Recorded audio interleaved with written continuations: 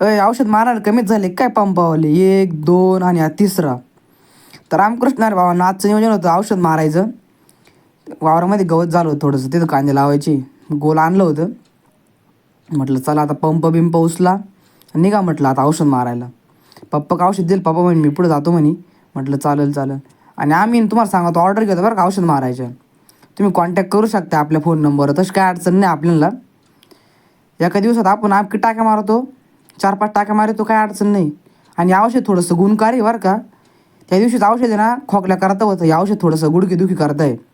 चांगलं मिक्स करून घेत जा आणि मग पेत जा. हे नका रे बाबा न पिऊ नका, काही उद्योग नका करीत जाऊ. काय की येडे घ्यायचं ना, त्यांना टेन्शन आलं का मग घेत राहते औषध बरं का. पण तुम्ही असं काही करू नका. पप्पानी पंप बिंप भरला आणि चालले आत पप्पा मारायला. हो तुला टाईट फिट झाली.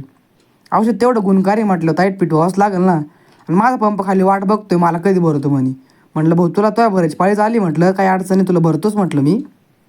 हे काय तुला भरू राहिलो.